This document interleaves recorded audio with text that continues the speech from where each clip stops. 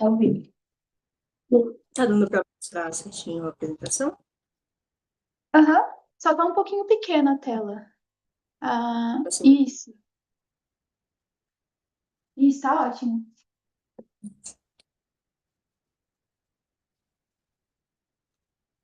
Ah, desculpa. Então, vou começar a te apresentar, ok? Hello, everybody. This is the second session of our Semiotics Salon, and I want to say welcome to Julia Neres. She is an educommunicator, designer, and artist working at the intersection of communication, education, and art. She is an undergraduate student in educommunication at ECA, University of São Paulo, and a member of the Corre Coletivo in the south side of São Paulo, where she develops educommunication projects connecting art, territory, and social transformation. As a scholarship holder of Project POO 2025 and 2026, she coordinates students in creating the racial and anti-colonial literacy handbook and develops the visual identity for the Educom Antiracist project. And today she will present her project, Afro-Brazilian Semiotics and Environmental Racism, the Semiotics of Hip-Hop as a tool for socio-environmental justice in the peripheries of São Paulo. So thank you so much, Julia, for being here, and we are really excited to see your presentation. Thank you, Mana. Thank you, Bia, and everyone that's hearing me and watching me right now. Hi, everyone. I hope you're all well. My name is Neres. I'm not going to introduce myself again because Anna already did that. This is my first time presenting at an international seminar, and I'm deeply grateful, very, very grateful for the opportunity, especially on November 20th. That is Black Consciousness Day in Brazil, a symbolic date dedicated to Zumbi dos Palmares. And the work I'm sharing today is titled Surviving in Hell, Environmental Racism, the Semiotics of Hip-Hop as a Tool for Social Environmental Justice in the Peripheries of São Paulo. And for those who may be listening but cannot see me, I'm a Black woman. I'm 26 years old with curly brown hair, wearing a black t-shirt that reads environmental racism, ecocide, ethnocide, and epistemicide. And what I present today results from a set of educative practices in the south side of São Paulo. So here's the summary of this presentation, the path that we will follow today. The photograph I chose to start with is Carolina Maria de Jesus. She's a Brazilian writer who is a key figure about environmental racism, especially known for her book, Quarto de Despejo. And I'm not gonna introduce myself again, but before addressing the semiotic analysis, I wanna contextualize educommunication, that is education and communication together. The epistemological foundation of this work. Educommunication is an interdisciplinary field consolidated in Latin America that understands communication as a social ecology, not just as information transmission. And unlike instrumental approaches of the Anglo-Saxon tradition of media literacy, educommunication unites education and communication to promote the critical, participant, and autonomous development of individuals in society. And the objectives of educommunication are the exercise of the right to communication, the media literacy, collaborative production, democratic management, and therefore when I analyze hip-hop aesthetics, album covers, street posters, fanzines, urban interventions. I am treating these objects as a complex semiotic structures produced within a specific political and territorial conditions. So my presentation emerges from one central question. How can the semiotics of hip-hop, in this case, especially the cover of Sobrevivendo, Inferno by Racionais MCs, function as a social technology for confronting environmental racism in the peripheries of São Paulo? So to try to answer this question, we must look at some context. First of all, in the personal context, I was born in Capão Redondo, the same territory that shaped Racionais MCs, and this shared origin grounds my perspective and links my lived experience and my family's lived experience with the symbolic systems that we are going to examine today. And then another point is that crucially, the areas with the largest Black population in São Paulo are simultaneously the most affected by social environmental disasters. And this illustrates how vulnerability and exposure are historically produced.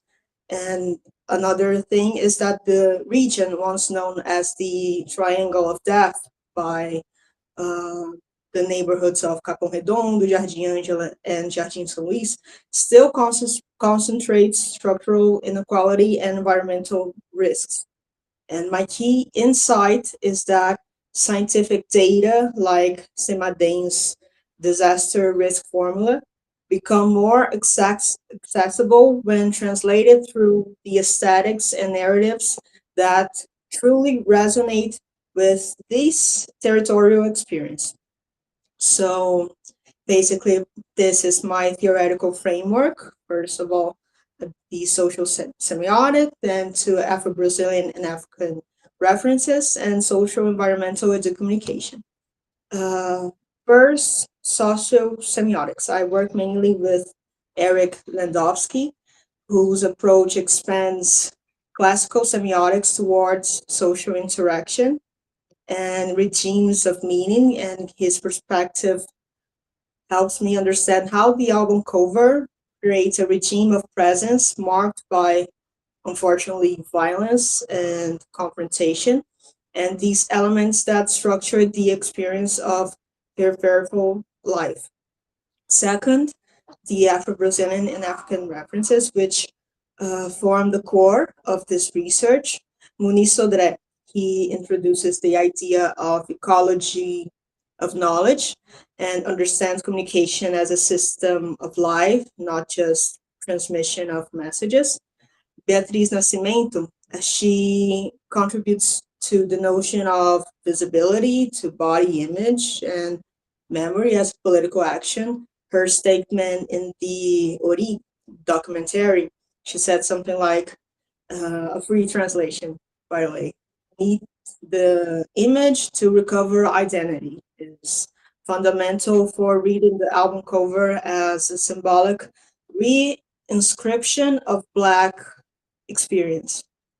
Then we have Achille Mbembe, and he offers the concept of necropolitics, which explains how the state produces death zones and regulates who are going to live and who is protected and who are going to be abandoned. Amanda Dici, with the danger of single story, helps to contextualize how Racionais MC's aesthetic break with hegemonic narratives that stereotype the periphery and erase its complexity.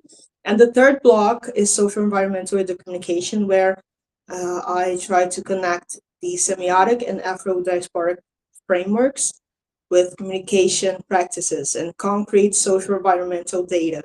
So Smart de Oliveira Soares defines educommunication, Thais Branesi articulates communication and environmental racism. This block also incorporates not only data, but other methodologies from institutions like Semadem, Instituto Polis Institute, Peregum Institute, Agência Pública, and Agência Rural, with document social environmental inequalities. And together, these three blocks allow me to read the album cover and its reinterpretations that we're gonna see furthermore. And the hypothesis for this presentation is that the strong visual identity of the Sobrevivendo no Inferno album cover can operate as a semiotic system for exposing environmental racism when recontextualized, and that when hip-hop aesthetics engage with complex concepts from disaster studies, they can transform technical risk knowledge into accessible popular pedagogy, operating as a social technology for confronting inequality. And I'm just trying to speak faster, but I can't. This slide presents the research corpus and the methodology that frame this work. The analytical material consists of the original album cover and also includes street posters, fanzines, urban interventions, and a presentation that I will talk about more later. And my methodology involves socio-semiotics analysis and the images of educommunication. So let's talk a little bit more about Racionais MCs and who are they and what is this rap group. Racionais is a Brazilian rap group founded in 1988 in the Peripheries of São Paulo. Their work exposes structural racism, police violence, and urban segregation. And in 2025, the group received an honorary doctorate from Unicamp, and Sobrevivendo no Inferno, released in 1997, became a landmark in Brazilian music, recognized as a literary and social-political work of national relevance. To be honest with you, they have a long biography. I wouldn't be able to talk about Racionais in just one slide, but since we don't have all the time in the world, that's what I can talk about for this specific work. And here is the Sobrevivendo no Inferno album cover. It was launched in 1997, as I said, and the descriptive semiotic analysis that we can make is that there is this large central cross, Catholic cross, vertically aligned, this black background with high contrast, there's no human figures also, this Gothic typography, this color palette that symbolizes violence because there's a lot of black and this really vibrant red. And there's also inscribed biblical excerpt that the translation would be like, He, God, restores my soul, He leads me in paths of righteousness from His name's sake. And in the bottom of the album cover, it's Surviving in Hell. I'm not going to be able to talk about the full album, but they catch a lot of Christian references and of other religions as well, but especially Christian references, not only visually, but also on the lyrics. So that's basically why the album cover was made like that. And it was designed by Marcos Marques. Now so we can talk about the other work that I recontextualized. By overlaying the same aesthetic, we can change the text to Racismo Ambiental, that is environmental racism, that previously was wrote as Racionais MCs, and the reinterpreted cover maintains the structure but changes the palette to include green. So we have a green and yellow palette. I will talk more about that later. And crucially, the biblical text is replaced by the concept of ecocide, ethnocide, and epistemicide. I will also talk about this later. And this transformation keeps the language of survival, because I kept the survival in hell text at the bottom, but redirects the announce, the denunciation from spiritual salvation to systemic and territorial violence. And that's basically it. So when installed, for example, in daily visible locations such as trash ridden street corner in a marginalized area, the periphery, that street poster, or like we call here in Brazil, lambi or lambi lambi, immediately links the message to the daily reality of our communities. So it's deliberate act of recontextualization, because the street poster is something, but the street poster somewhere else or in someone means something else. And we are transforming a piece of hip hop culture into a local tool for political and social education.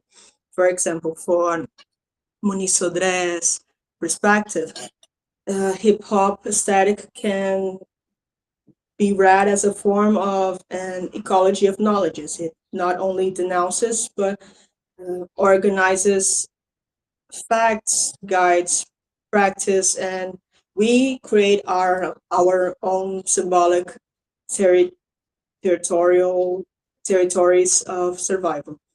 And for example, here we can see the lyrics of the song Fórmula Mágica da Paz, that the translation in English would be something like uh, magic formula of peace or something like that. The translation is this.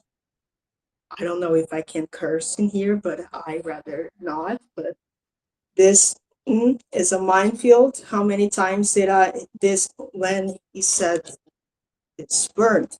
He was referring to the place he lives. So he's saying that the place he lives is a minefield. How many times did I think about jumping off this place? But then my hood is everything I have. My struggle is here. I can't leave. It's very easy to run away, but I won't betray who I am and who I love, where I go, and where I came from. Teaches me the teachings of the favela were very good for me. And then there is some melodies and other lyrics, and I put it the part I will search, I know I will find it. You may not believe it, but I will go after my magic formula for peace. And in the bottom, I put it another formula, the first one that I said about Samadin. I will explain it more later, but just to make this links, what exactly are we talking about in this work? And so here to compare the original cover and the second one, the interpretive slide directly compares the original cultural symbol on the left that combines the Christian cross and the harsh contracts. But anyways, I think I made myself clear with where I'm trying to go with this.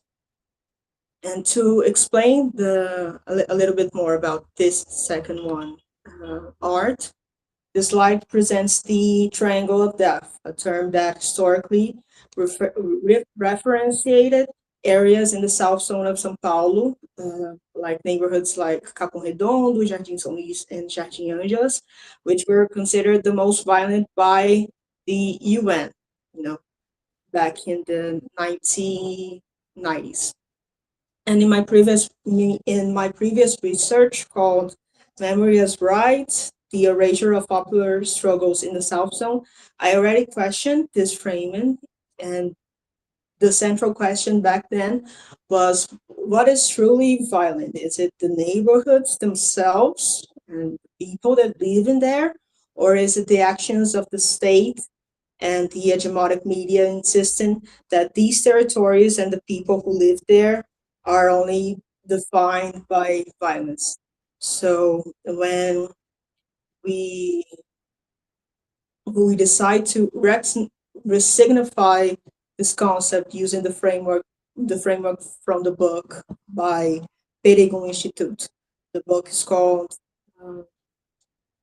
Racismo Ambiental e Emergências Climáticas no Brasil, would be something like Environmental Racism and Climate Emergencies in Brazil. And there they show this triangle of hegemony.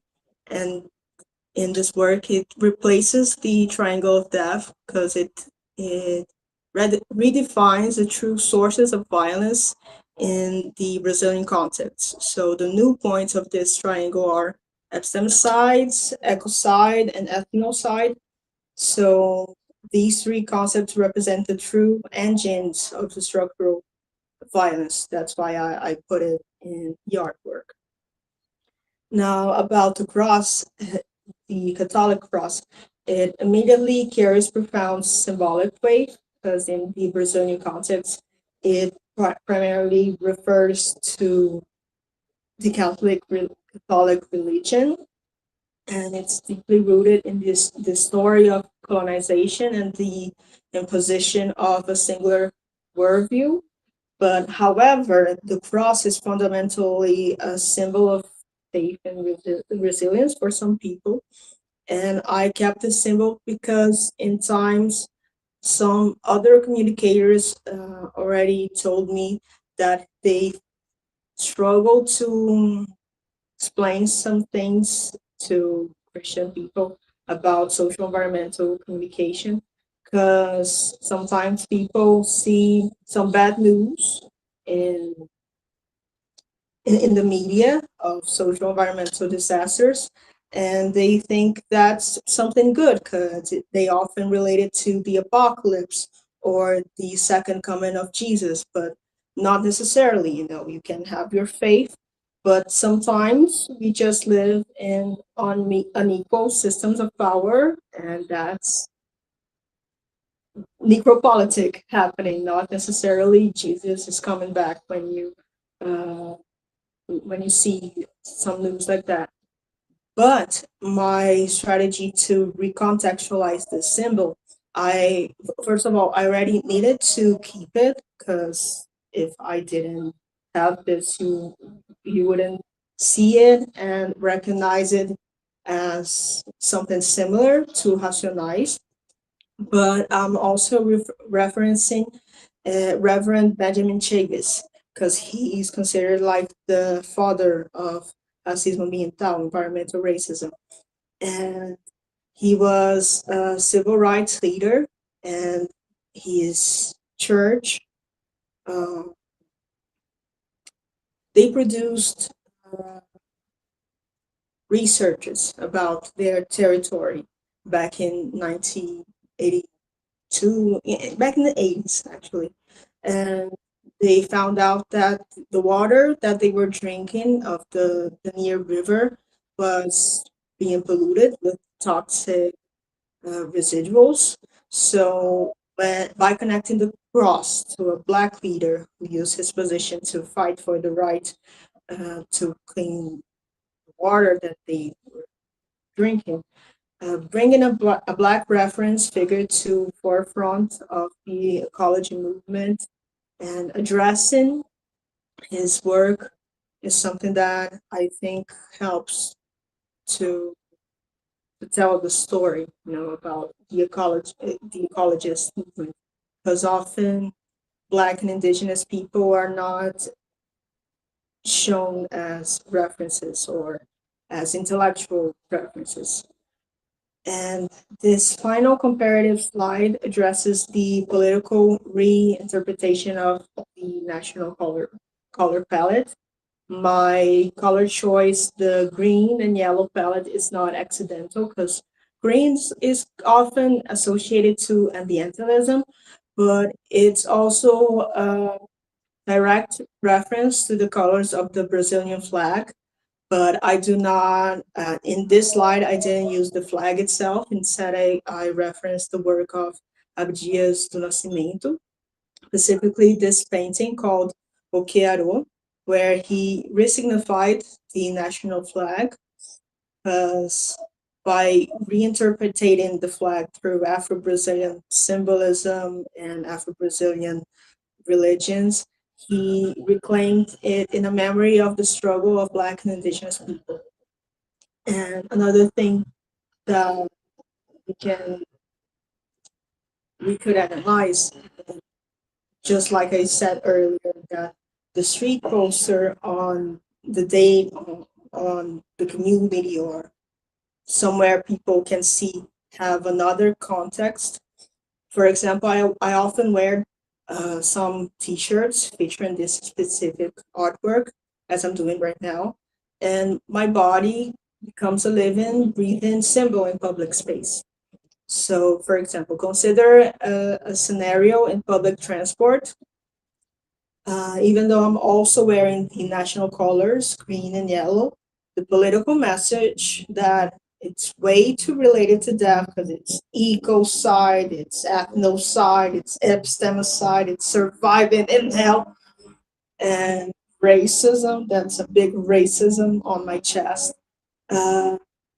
It's not necessarily linked to, I wouldn't be seen as a person that has, that is from rights. I don't know how to put this. I wouldn't be seen as a Bolsonarista. Let's say that it's someone from the right party. Are you guys listening to me? I just heard an echo. I don't know if. Sorry, you can continue. No problem. I didn't understand you. Sorry. Não, eu vou falar aqui. Oh, you can continue. We are just the sound here was strange, but you can continue. Yes, no, it's okay. It's working. Thank you for the explanation. So that's basically it. My body can also go through semiotic analysis, let's say so. And then this other slide is like the fundamental reason of this research, because I only use some aesthetics and other things to get specifically to this point, that is a scientific equation of disaster risk. And the original scientific equation, that is R equals A multiplied by V divided by the quantity C minus M. And I'm not a math girl. I'm from the human area, not this, but it's an objective model used to calculate risk. And I think since I am an educator student, I think when I explain this work to Black young people, this has I can get to them in another way. In this action research project, the static of Racionais MC transforms this technical instrument into a political and pedagogical object. And I also named it as the magic formula for peace, just like the lyric that I explained earlier. Because by referencing the song, I embed a technical concept with a cultural language of resistance. I didn't use this specific R, it wouldn't have the same meaning. So it helps me approach a little bit more of what I'm trying to say. And to conclude, this action research project provide us with three main conclusions regarding the power of semiotics and hip-hop aesthetics in the fight against environmental racism, and that the iconic album Sobrevivendo, Inferno functions as a powerful semiotic system for denouncing and resisting environmental racism. And finally, that hip-hop operates as a social technology, a form of art, semiotics, and educommunication that when articulated in purpose, becomes a powerful tool for environmental justice, capable of reorganizing the memories that we have and how we can positively affect others. And beyond the academic conclusions, I want to share a piece of feedback that deeply validates the purpose of this research and project, which speaks to the effective power of this work. It's a message I received from a fellow researcher and artist. Her name is Jessica Alves. It was in the beginning of the year. She texted me something like, "Hello, good morning, how are you? My 10-year-old daughter will be doing a project at the Center of Children and Adolescents that she attends, and it's about environmental racism. I would like to know if it's possible to access your work so that we can print it for her to display on the day of the event." And when I was 10 years old, I wouldn't have enough brain to think of something like that. I wouldn't want to talk about this kind of stuff. And here's a picture of Elise. I have authorization to show you these pictures. And I unfortunately I wouldn't feel comfortable to show you her face, but she has the most beautiful smile in the earth. And the fact that this project using statics rooted in the periphery can directly inspire a young person like her, and she's 10 years old. I think this is the reason why I'm still doing it, because to be really honest with you, it's kind of hard to keep studying about necropolitics every time, every day. But she really inspires me. She reminds me why we do this, actually, to transform critical knowledge into accessible tools for the next generation of resistance. And the magic formula of peace actually reminds us of that it's a formula, it's not the end dot. It's something that you can calculate and do something about it. So that's basically it, guys. I loved talking about this with you and sharing this with you. If you want to access the full script, the biography and the image references, everything, I also have a playlist on Spotify with some rap music, rap songs that's a little bit or very related to social environmental issues. So here's the QR code, and the link is bit.ly/jm hyphens seniors along /2025. The material complements the presentation and all of that. And just to conclude, and before opening for questions, I have some important acknowledgements to make, because this work definitely wouldn't have been possible without the support and inspiration of many, many, many, many, many people. And I want to sincerely thank Beatriz and Anna for the generous invitation, and the entire team who organized the seniors along, the professor Ludmila and Vinicius Romanini as well. And I may not even know how many people were involved in this, but I know it's a lot of work to organize an event like that. And I would also like to give a heartfelt thank you to my family, especially my mother and my grandmother, for all the love and support. And also thank you for for always being there to help me with everything, any time. I would also like to thank the Corre Coletivo, O Corre Collective, actually. And I would also like to acknowledge the Echo for English project. It was a partnership with Eco pelo Clima and Greenpeace Brazil, and I had the privilege of participating in this project from April to October this year, which provided me free English classes focused on environmental issues. So it is vital that projects like this can happen, and I hope it continues to happen. And that's basically it, guys. Thank you all for the attention, and I'm now open for questions.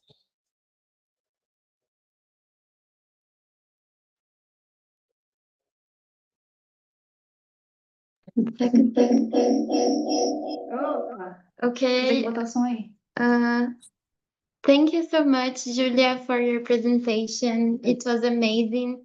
And it was really good, like, to see hip hop not just like a type of song, but a type of visual expression. And it was like really smart to connect all of those different areas, like the ambiental area and like the music. It was amazing. Thank you so much.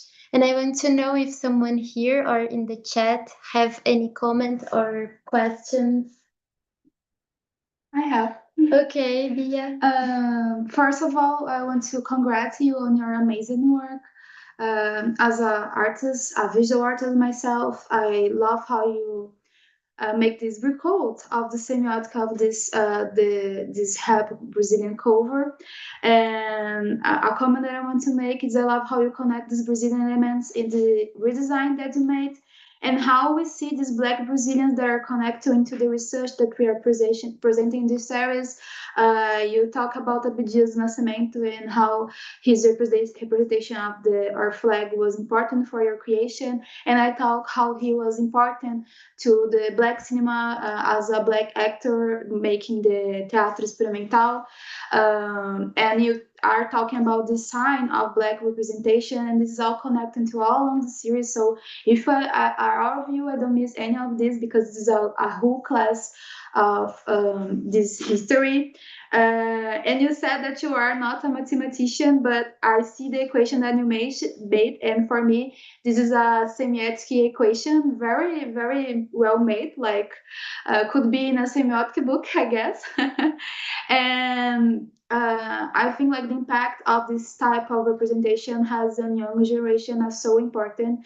And when you think about the black bodies, and we are talking a lot here about the semiotic of black body representation through media in Eduardo Shades, through fashion in a presentation, and through cinema as my own presentation, and you bring other perspective of the environment, how to deny Black people to live in a well environment, because in Brazil history we have a lot of these peripheral bodies that live in not a good condition in social environment. And I love how you put art together to this issue that people don't think about when think about racism, about environmental racism. So thank you so much to put a light on this through art. And the question that I want to make after this comment is that I think it was really meaningful when you showed the little girl that was inspired by your art. And I've seen the little girl, and I guess you have been this little girl somehow as a Black little girl. And I want you talk about how this means to you, like to be now the person that inspiring this generation through your art. I think this is so potential and powerful. Well, first of all, thank you. That was a long comment. I was like, damn. Sorry, I think a lot. Don't excuse yourself, please. Don't excuse yourself. Since we have this body and we're often not seen in those places, those positions actually. So it's important, and I also appreciate a lot of your work and Anna's work as well. But going back to Elise, I think it's like a reciprocal cycle. You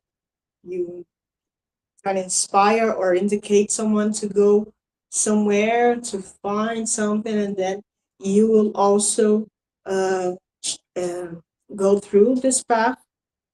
But I think even though I don't want to work directly with kids or young people, I think this public helped me a lot to keep moving forward on researchers, especially when we don't have enough finance for this, because this isn't from university. This is something that I do in an autonomous way. It was also approved in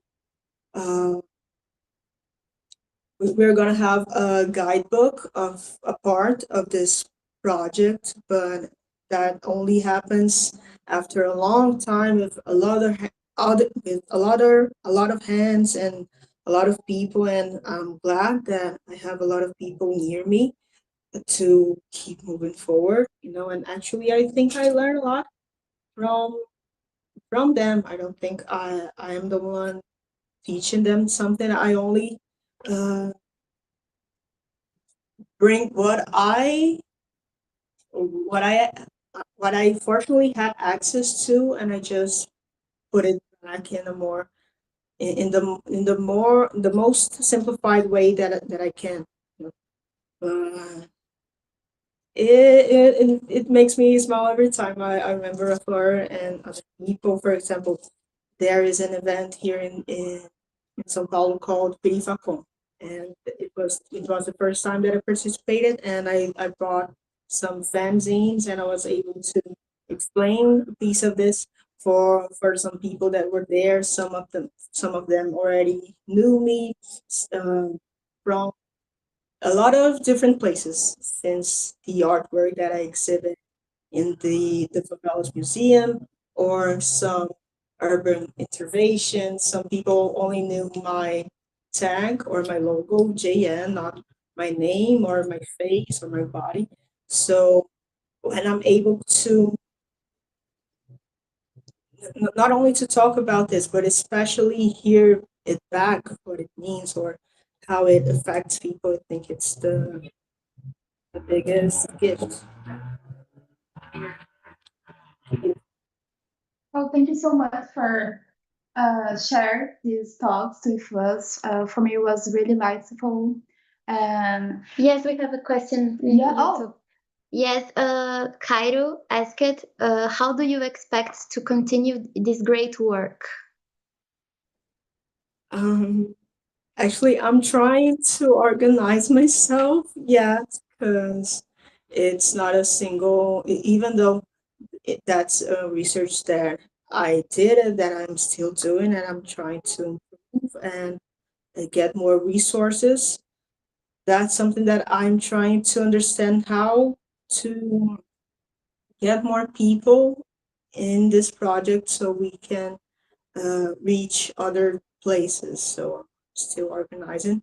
I already talked about the guidebook that we're gonna create, but I I had a professional experience in the beginning of this year when I was working at the Favelas Museum at the same time that my artwork was being exhibited there. And one person there uh, taught taught me a lot of things about art, since I'm a student of education and communication. We also do art and study art, but not in a way that other courses does. And I think that it kind of made me sometimes be a little bit insecure about that. Like, am I doing art right? Am I studying right? Am I getting the right references or something like that? But when he taught me a lot of those things, it it it expanded my mind. I think it's really important to be around people that helps you think bigger, even though it's scary, even though you may think that you won't be able to, but you may be able to, and talking in English, when I say you, not necessarily it's you individual, but you collective, so I think my directions is to be in a safe group of people to expand things that this project, or things related to life, to be able to have a good life and human rights, the basic stuff. Yes, thank you so much. Someone here have any questions?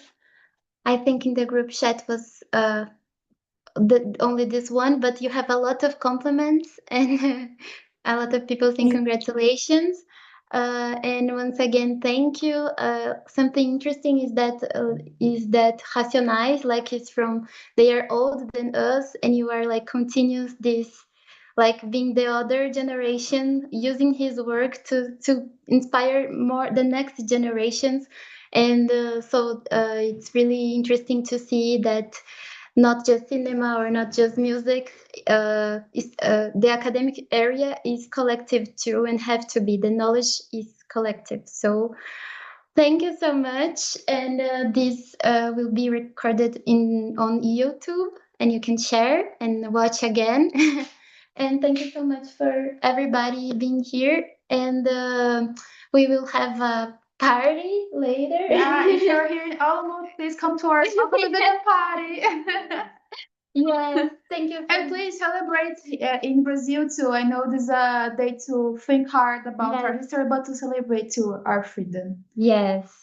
Thank you. Thanks. Bye. I loved it.